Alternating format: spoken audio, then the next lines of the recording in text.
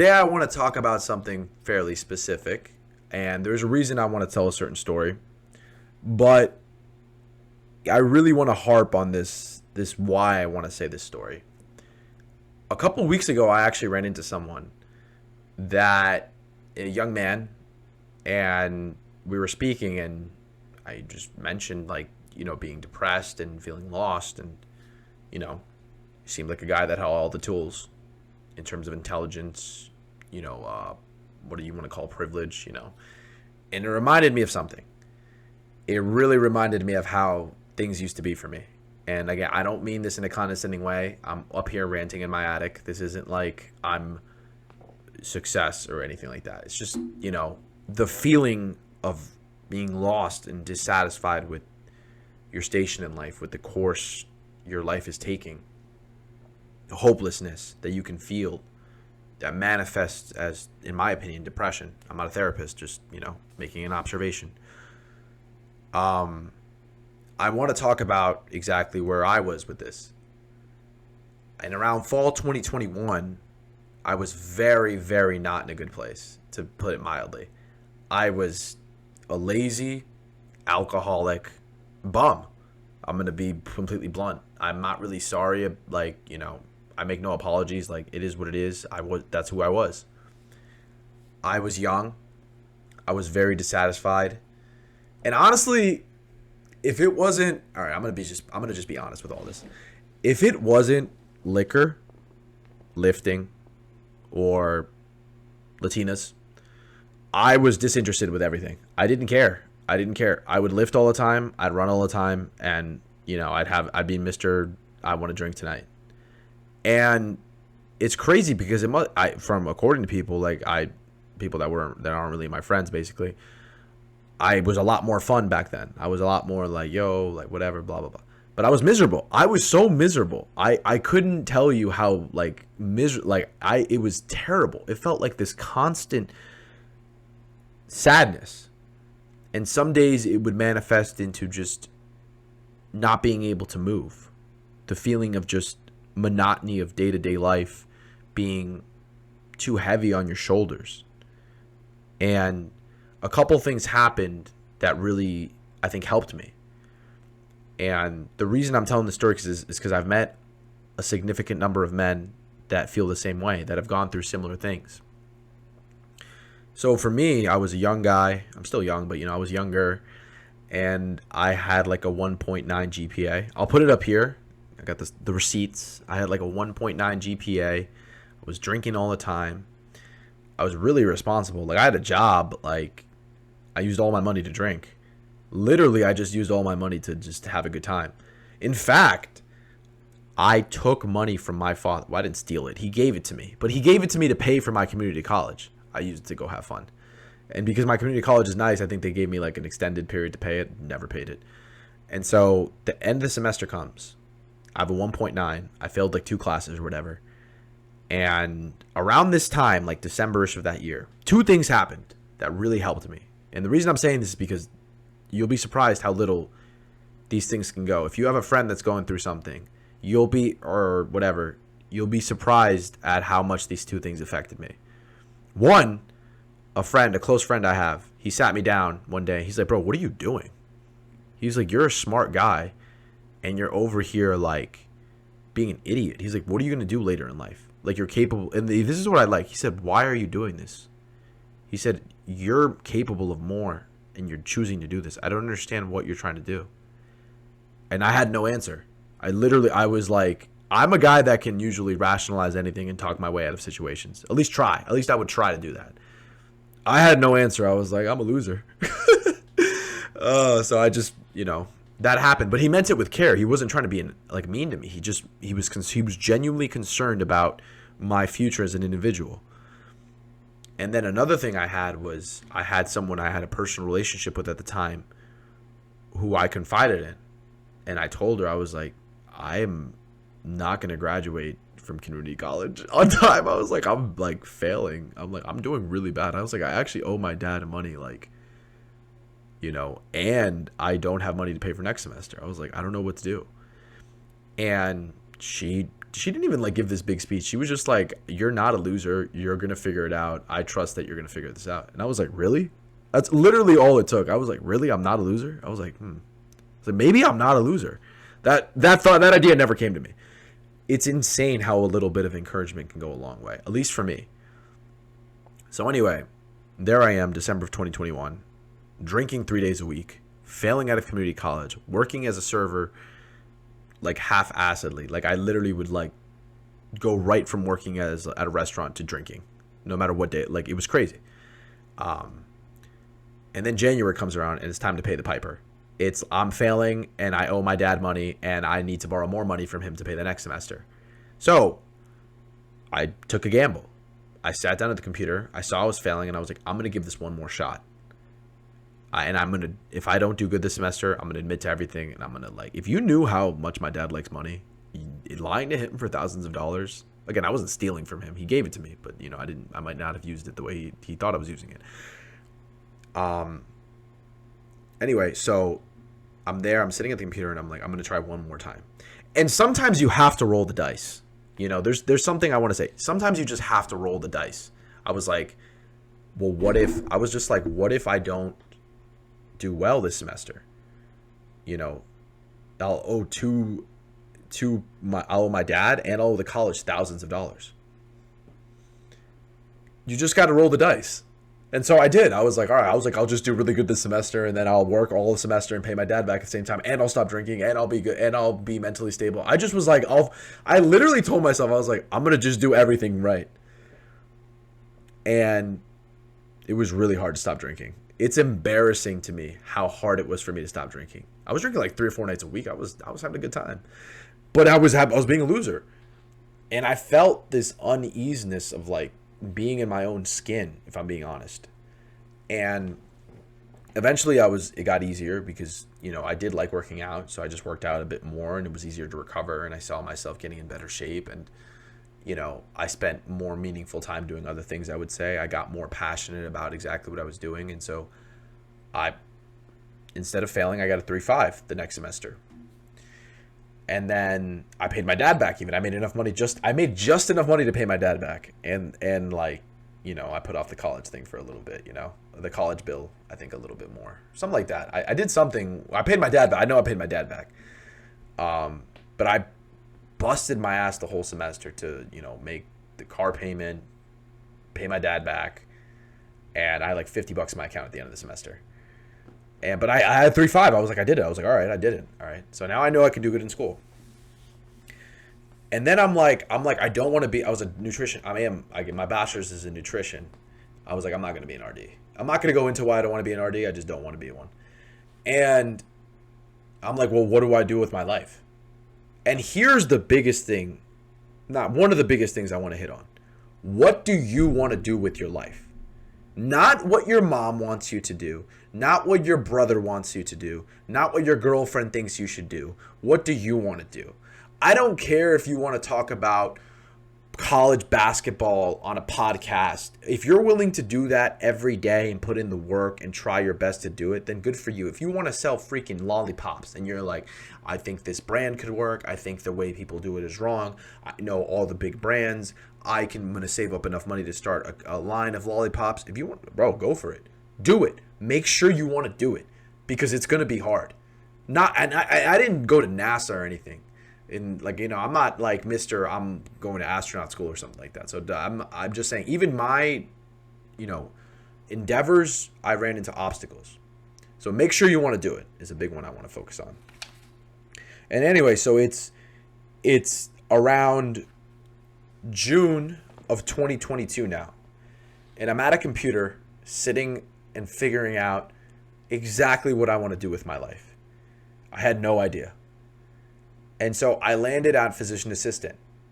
I'm not going to go into that. I could literally read you my personal statement on my application. There's reasons I want to do it, is basically the point. And I was really screwed at this point because of my grades. I think my GPA had risen to like a 2.2 or 2.3 or something like that. And it was not good. And you need a 3.0 to apply. You need a 3.5 to be competitive. And I did not have that, to say the least. And a funny thing happened. It just clicked to me. I was like, I'll just graduate and get an A in every single class I take from now on to when I graduate. And I had a long way to go. I graduated in fall of 2024, so December of 2024, and this was summer of 2022. So around 2.5 years. I took 100+ credits in those 2 years.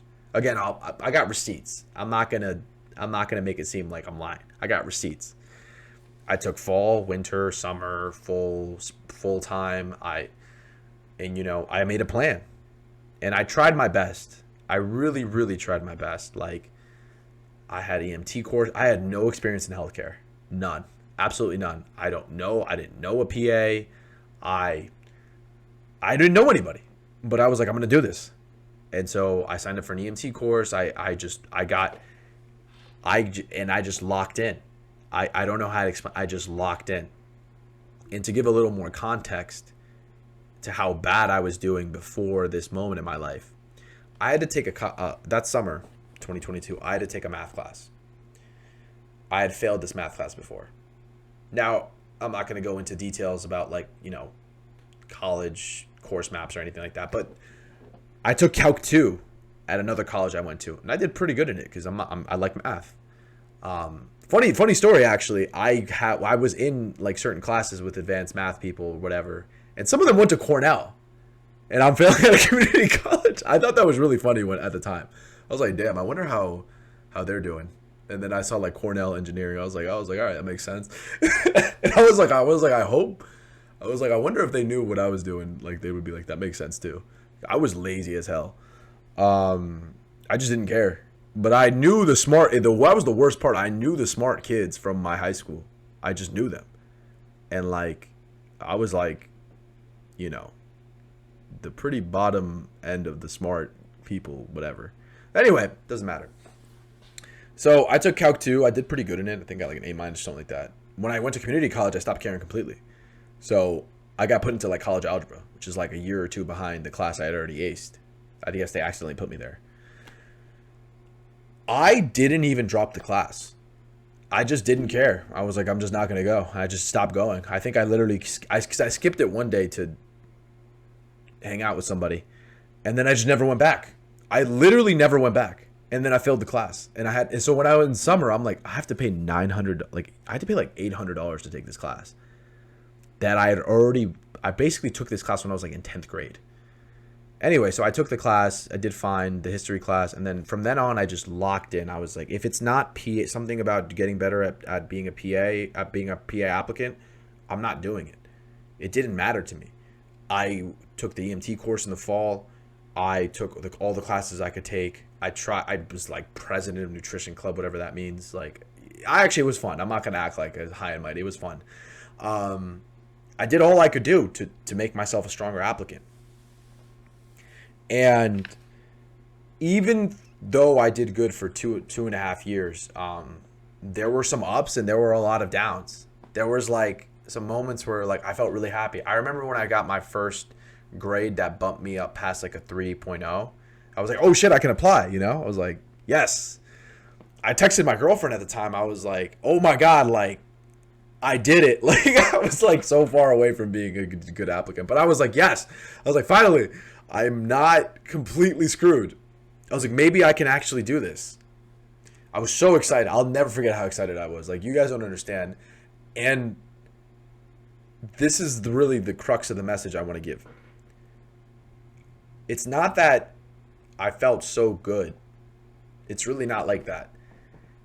To get completely candid, when I was doing bad and I had this low opinion of myself, I had this existential pain, I think, all the time. This disappointment, this discontent, this dissatisfaction with exactly where I was. It was always present. In my most private of moments, I wasn't at peace. And I've known a lot of men that go through this. And so that's who I'm kind of talking to. I'm a man. I can't speak on behalf of a woman. The pain stops. The discontentment stops. When you're by yourself, you can relax. You don't feel like you need to numb yourself with physical intimacy or alcohol or drugs, whatever it may be for you. And so that stopped. And that felt really good. It felt like I had been in pain for so long and I wasn't in pain anymore.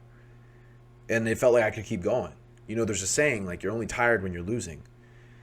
and I was winning. For the first time, I wasn't like losing. I stopped drinking. I not completely. I still have a drink every now and then, but like I stopped. I basically stopped being a little bitch. Like I don't know. I'm not trying to curse or anything, but like I just kept going. There were a lot of ups. I won a scholarship that paid for all of my undergrad. I was able to move to the city and be independent and basically pay rent on my own through my scholarship money. I met PAs that ended up writing me letters of recommendation. I met a lot of good people, I think. But there was also some downs. And this is also something I really think is important to hear. No matter what you try to do. And look, my story isn't like, oh, like I went to, again, I went to be a rocket scientist or something like that. I went to I got into PA school, and like, I'm proud of that. I really am. But I'm just saying, like, I think the principle of things are always going to happen is true for no matter what you try to do. Business, academia, entrepreneurship. It's going to happen. Trades, something's going to happen. And I'd like to think that I've built up enough mental fortitude to deal with a lot of what life throws at me. Because life has thrown a decent amount at me. When you're going through things in your personal relationships or your family, I remember there was an instance where I was in a waiting room of a procedure for someone that I really deeply care about. And it wasn't something like a wisdom teeth removal. It was a serious operation, but I had a test. I had a biochem test, and I had to study, and I took them to the appointment, and I took them to the surgery, and I was waiting in the waiting room with my father, and I started studying because that's what I had to do. And was I upset? 100%. But you deal with it. There were situations where I felt very, very stressed, and you just perform. And I'm not saying that I was the nicest person during these stressful times, that I was the most controlled person, but I did my best. And I'm proud of how I acted throughout a lot of times where I did feel emotional turmoil.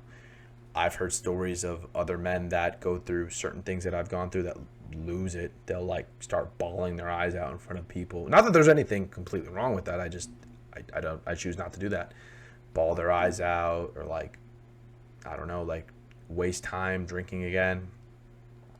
For me, whether it's the woes of personal relationships or the ups and downs of just day-to-day life, I don't really let that affect me too much. It's not like I've had a number of events, I think, happen the past 2.5 years, but I think if you look at, let's say, like a map or the numbers or whatever you want to call it, you can't point at where those things happened because I just did what I had to do. And I don't mean that in a condescending way. I mean that in like, there's a version of you as a guy. Again, I'm going to speak to men because I'm a man. There's a version of you that just does what he needs to do.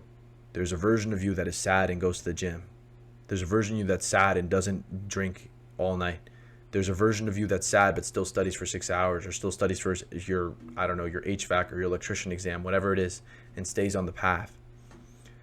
You don't need to like waste time on, things that are emotionally manipulating you. And I think that was probably the most important development I made at the time. I didn't let things bother me.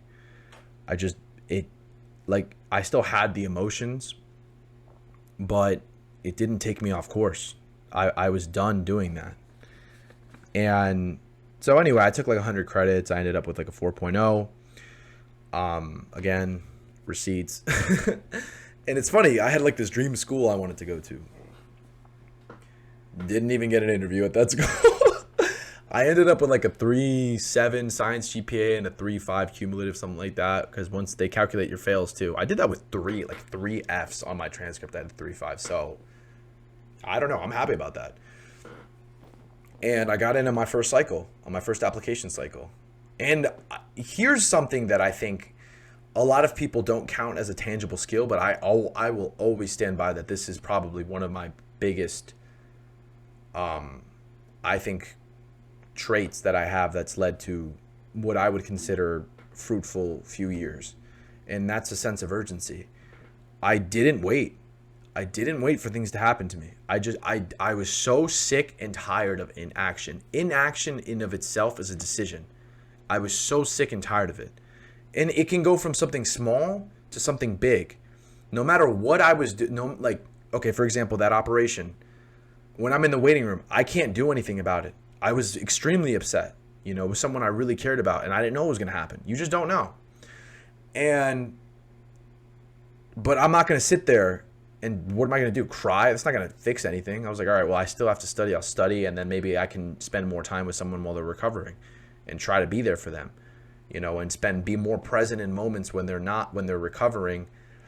And maybe because, other people need emotional support. I'm like, if I take care of my crap, maybe I can be there for them emotionally when they're trying to recover. And I did my best with that. So inaction, that it can go for something that big to something even small. I remember one time, like, randomly, I had it was like finals week, and I had one of my jobs that I needed to get experience for, PA school for, and I just got fired. And then I'm like, the HR person calls me, and she's like, oh, like, don't come in tomorrow. I was like, I'm fired. I'm like, I in my mind, I'm like, I need hours. I'm like, oh my God, I'm already a bad applicant, and I'm already not the strongest applicant. And I only have like 500 hours. I need like 1,000 to be probably looked at. And I'm like, oh my God, I'm gonna have to wait another year. And, I already started late. I only wanted to do this a couple years ago. And I'm like, all these thoughts. And so I asked her, I'm like, I accepted immediately. I asked her, I'm like, all right, did I do anything wrong? And I don't know if she was lying or telling the, she goes on the phone. She's like, he fired half of like the staff. There was nothing you did wrong. He just does this sometimes. I guess he's like, from what she said, he's emotional, which I was like, all right, whatever. I almost wish she lied to me and said that I did something wrong. So I felt like I had something to control, but she didn't. And so I was screwed. I was living in Queens. I needed money, actually. I legitimately needed money. So that was the one concern. Like, I need to eat. And like, I was living off scholarship money. And then on another hand, and I didn't want to go running to mommy and daddy, because they would have obviously given me money, but I didn't want to, be like, I was like, I'm going to go. And then I'm going to be like, can I borrow $3,000? So anyway, I needed a job and I needed my hours.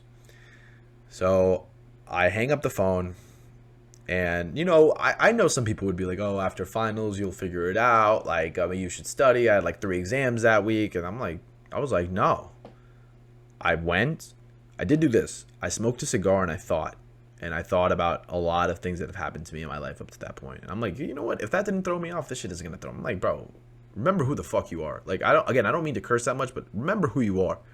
And sometimes even being a little like egotistical like that in those private moments, don't do that in public. Only in your head. It helps you push. I'm like, I don't know. I went after I smoked a cigar. I thought about things. I went home. I stayed up till 2 a.m. applying to a bunch of jobs. Then I slept for like 5 hours, hit the gym, studied more, applied to a bunch of more jobs. I had a job within like a week. It didn't, and trust me, I got a lot of rejections too. I had like 3 interviews where for jobs that they just didn't want students. They're like, no, you have no experience and you're a student. I'm sorry, no. But I finally found a job that was willing to take me, and I was studying throughout the entire time, and I literally it was fine. I dealt with it. And my favorite part about that story is I didn't tell anybody. I didn't run into anyone with my problem. I had a girlfriend at the time. I didn't even tell her I got fired. I just dealt with it. And not in like, oh, I'm this macho guy or anything. It's just like I like to deal with things first and then explain to somebody when I have a solution to the problem. And again, my favorite part of that maybe I'm being egotistical right now, but what I like about that is the person I was with said they had no idea. Said that they'd like, oh, you're so calm. Even though in my mind I was like, yo, I need to apply to jobs. So like, I need to eat. But I was calm. I didn't let it affect the person I was with at all. I was like, I knew in my mind, I'm like, because I did deep down know I was going to figure it out really quickly. I didn't know how. I didn't know how I was going to figure it out super quickly, but I was like, look, like I need 1,000 something hours. So I'm going to find a job in like a week, no matter what. I know I have finals. I know I have like a shit ton of studying, but I'll just find a job and I'll be working by, the middle of December. And then I'll get all the hours I need and to apply on time, and, I'll be fine. Some people would call that crazy, but I was like, I'm going to get it done. I'll just do it. And so I was calm until I had a solution. And then I told her, I was like, yeah, I got fired. She's like, wow, you handled that really well. And I'm like, I was kind of freaking out, but yeah, I had this belief, and it helps. It helps having that belief sometimes, because sometimes people like will tell you things that you don't like, that don't apply to you, that just don't apply to you. I remember around this time last year when the application cycle was coming up, the advisor at my college was like, you should probably wait. No, it was 2 years ago. It was 2 years ago when I was still at WCC. I was still at a community college. And obviously I only had one good semester at that point. So I was talking to an advisor and he was like, you should probably apply in 2025, which means I'd go to school in 2026. And I was like, no.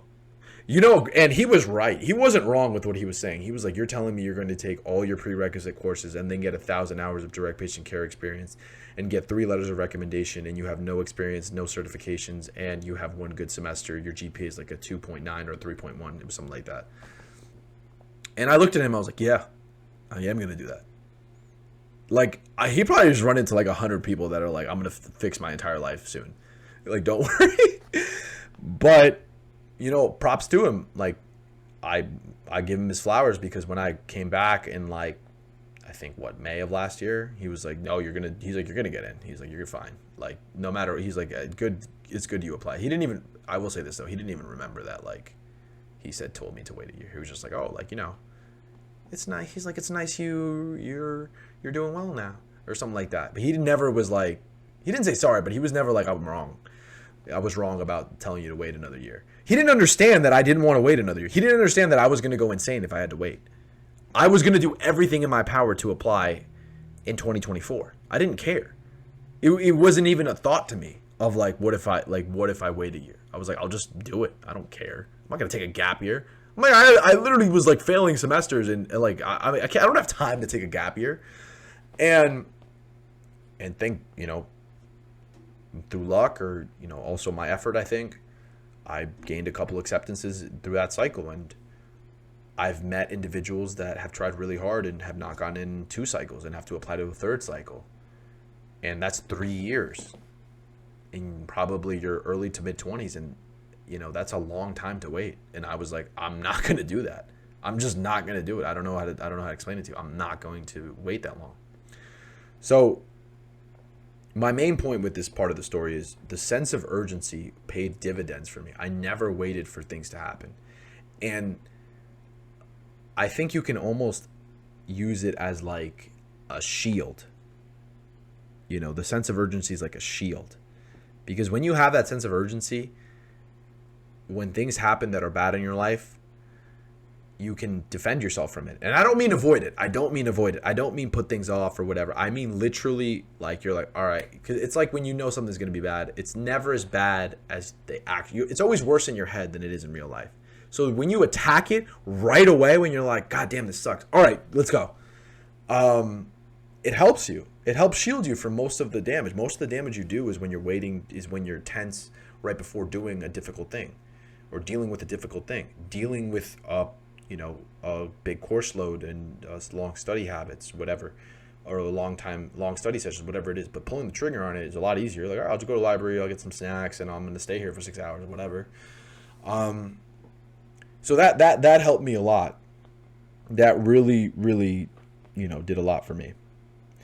And another part I want to talk about, and I think I ran into this a lot when I lived in Manhattan for a bit, and then I lived in Queens when I was finishing on my undergraduate degree.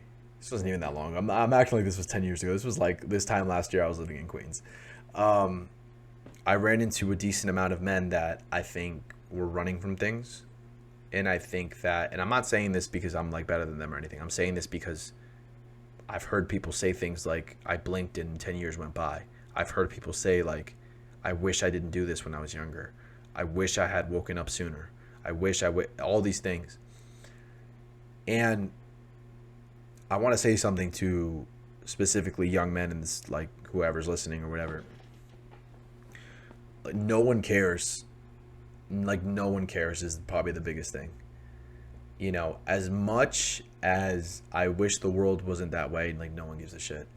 No one cares. You think I was going to go to my professor one day and be like, oh, like, something happened last night. I was betrayed last night, or someone's sick. Can you, raise my grade or something? Like, no, I still had to study. I still had to perform. I wasn't going to tell PA school, like, hey, someone got sick during this semester. Can you, can you give me a pass on that one? No. It wasn't like that. And I think that it sucks that it isn't that soft of a world, but I think that a lot of people, a lot of men in particular, are fed this idea that people really care about you. And from my experience in my life and the men I've spoken to, ranging from 20 to 40, that's not the case. I'll give you an example. Let's say you have anxiety, and I'm not talking down on people that have anxiety. I've been diagnosed with shit like that too. So I'm just saying. And you're a little nervous in front of meeting new people, and you stutter with your words, and you can't make eye contact with someone and be confident.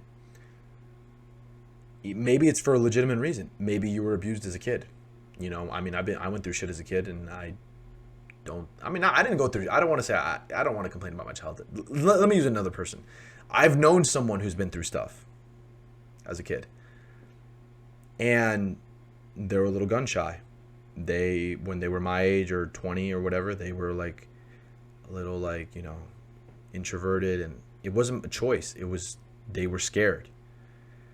And you'd think not you'd think, but you'd hope that people are like, oh, he's just like that. No, people just think they don't respect you as much as a guy who, not being cocky, but they don't respect you as much as the guy who can look at you in the eye, tell you how it is,